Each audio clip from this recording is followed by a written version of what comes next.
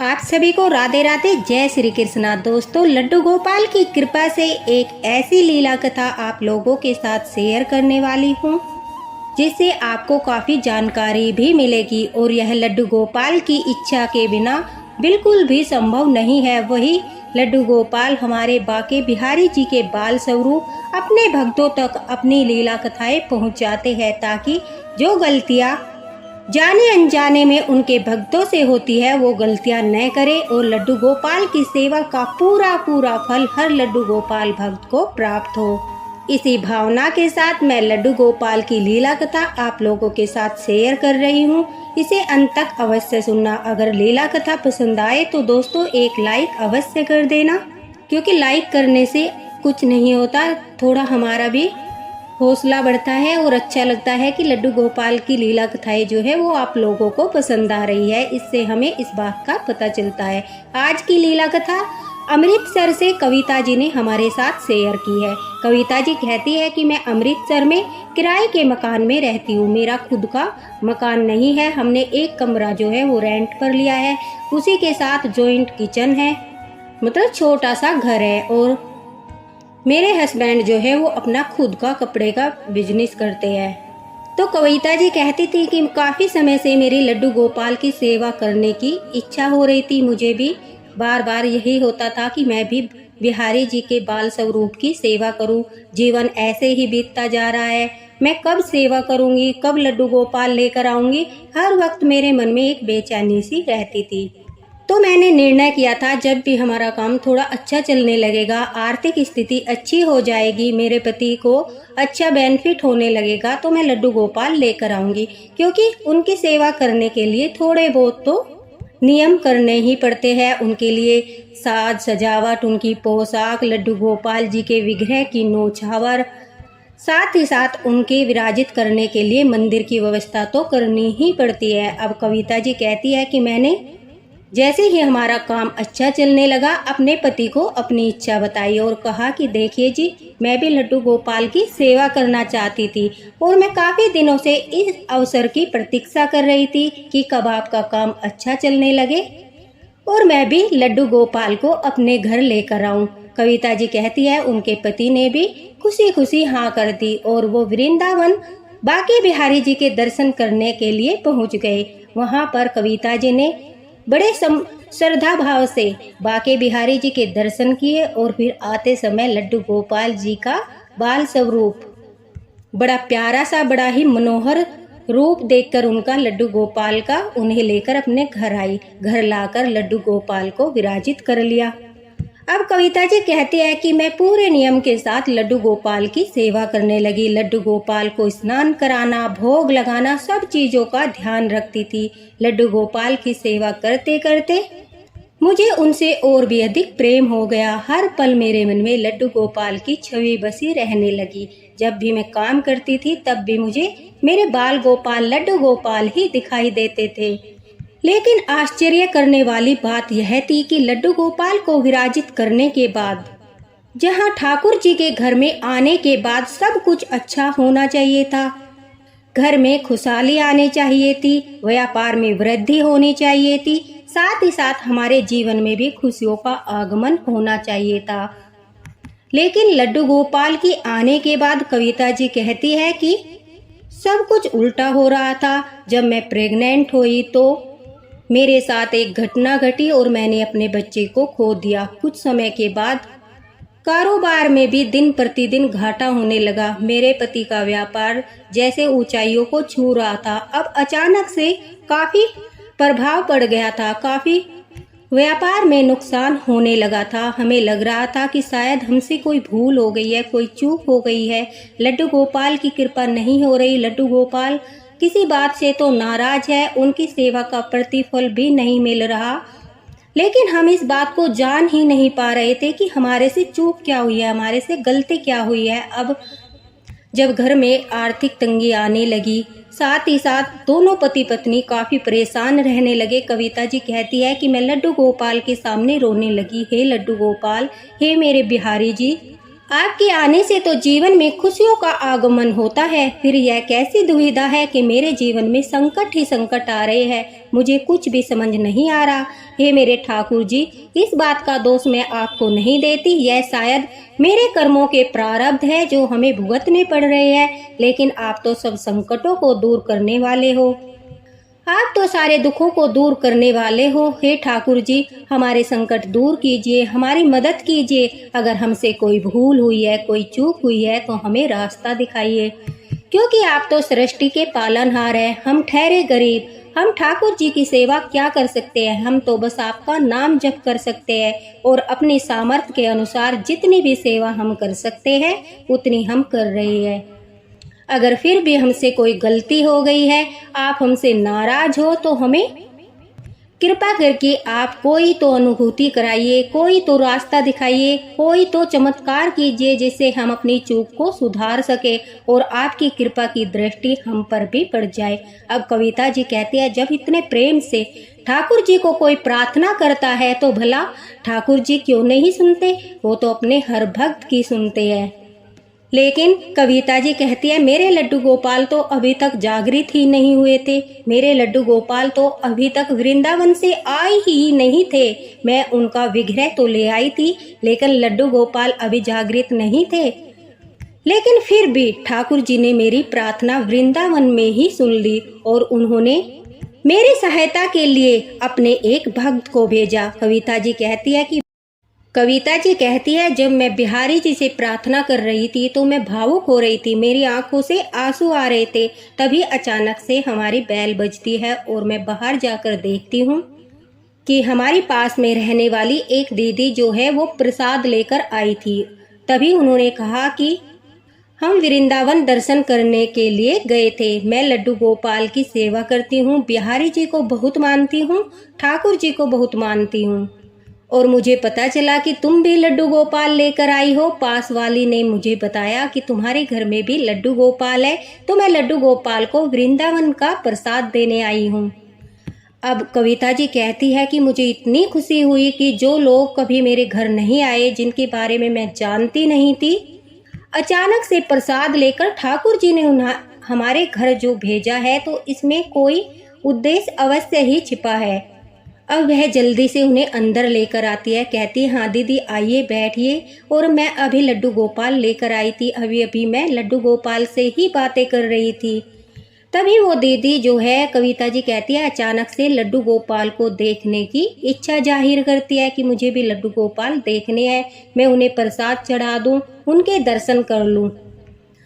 और यह पहली बार हो रहा था कि कोई लड्डू गोपाल भक्त अचानक से घर में आ गया था। कविता जी काफ़ी हैरान थी। अब कविता जी कहती है, मैंने उन्हें अपने लड्डू गोपाल को दिखाया, जहाँ पर लड्डू गोपाल विराजित थे उनके पास लेकर गई।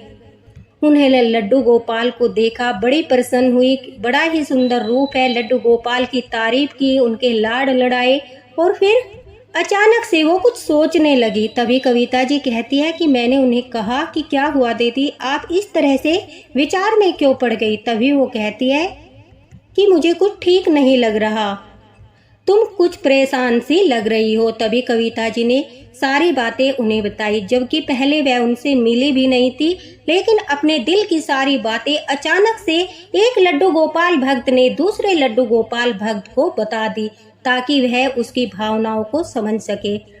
अब कविता जी कहती है, वो दीदी अचानक से कहती है कि मैं समझ गई, लड्डू गोपाल अभी तक जागृत क्यों नहीं हुए। मैं समझ गई, लड्डू गोपाल की कृपा अभी तक तुम पर क्यों नहीं हुई। तुमने लड्डू गोपाल के मंदिर को जो है दक्षिण दिशा में विराजित कर रखा है, इसलिए लड्डू गोपाल दक्षिण दिशा में विराजित है। यह यम की दिशा होती है, जो मौत के देवता होते हैं, यमराज यानी मौत के देवता।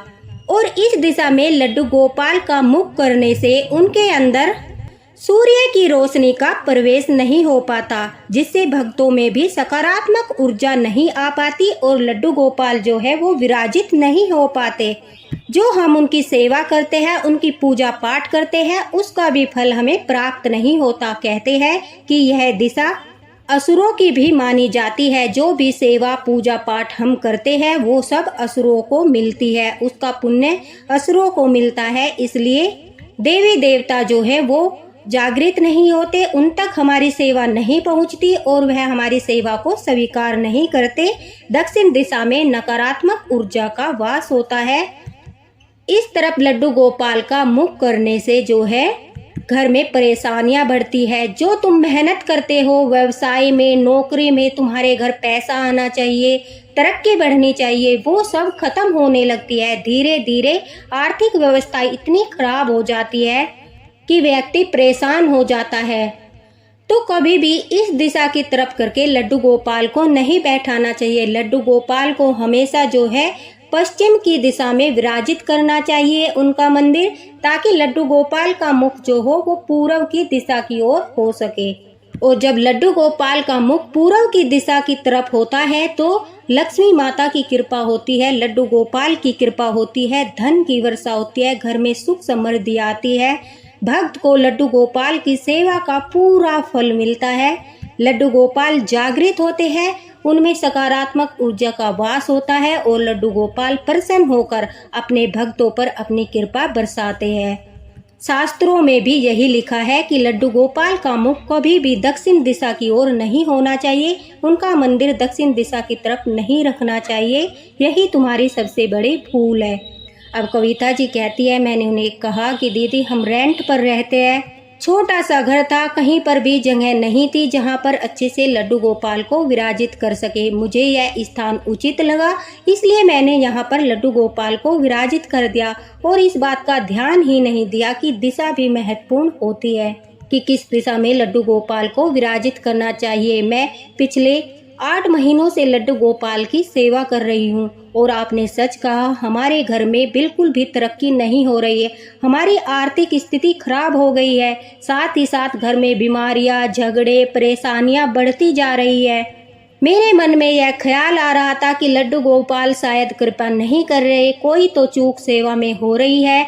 मैं बिहारी जी से प्रार्थना कर रही थी, उनके सामने भावुक हो रही थी। मुझे आज तक लड्डू गोपाल ने कोई अनुभूति भी नहीं कराई, क्योंकि वह जागृत ही नहीं है।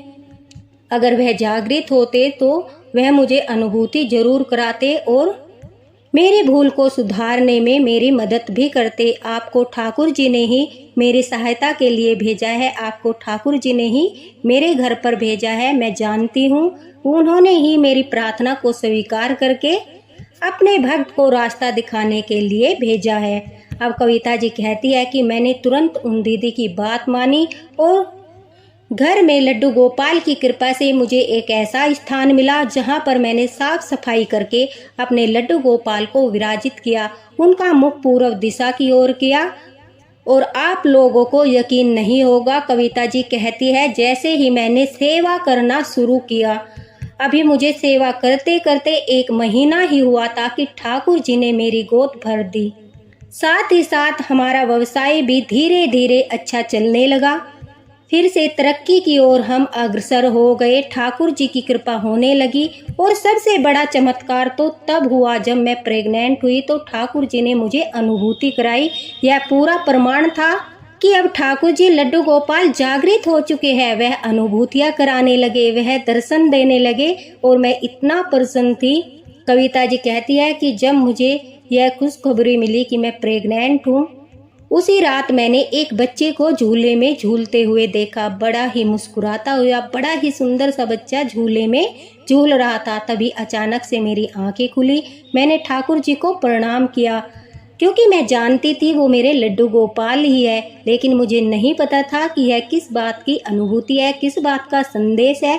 मुझे यह सुबह होते ही पता चला कि लड्डू गोपाल ने मेरी झोली खुशियों से भर दी है। मैंने लड्डू गोपाल को प्रणाम किया, मेरे पति ने भी लड्डू गोपाल को कोटि कोटि प्रणाम किया।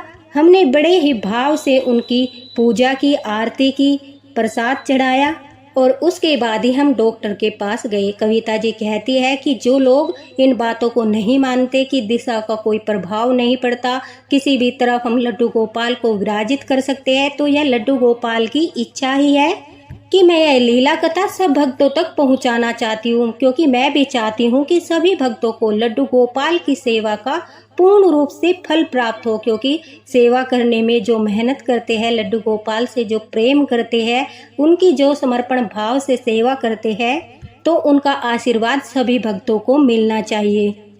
कुछ लोग कहते हैं कि अपने भावों को शेयर नहीं करना चाहिए, लेकिन जो लड्डू गोपाल भक्त है वो अपने भावों को शेयर करते हैं, इसमें कोई गलत बात नहीं है, क्योंकि अगर वह अपने भाव शेयर करते हैं तो दूसरों की भी श्रद्धा और भक्ति भाव बढ़ता है।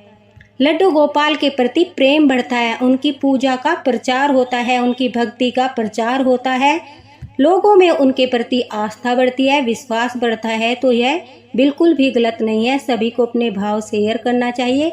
जो लड्डू गोपाल पर विश्वास नहीं करते, जो उनकी अनुभूतियों पर विश्वास नहीं करते, उन लोगों के साथ भले ही आप शेयर मत कीजिए, लेकिन जो लड्डू गोपाल भक्त है वो आपस में लड्डू गोपाल के अनुभव शेयर कर सकते हैं। तो दोस्तों, आपको लड्डू गोपाल ने आज बहुत महत्वपूर्ण जानकारी दी है। उनकी कृपा से आपको एक और उनकी सेवा से जुड़ी बहुत बड़ी जानकारी मिली है, ताकि उनकी सेवा का फल आपको प्राप्त हो सके। तो यह लीला कथा आपको कैसी लगी? साथ ही साथ कविता जी का धन्यवाद, उन्होंने इतनी प्यारी सी लीला कथा हम लोगों के साथ शेयर की।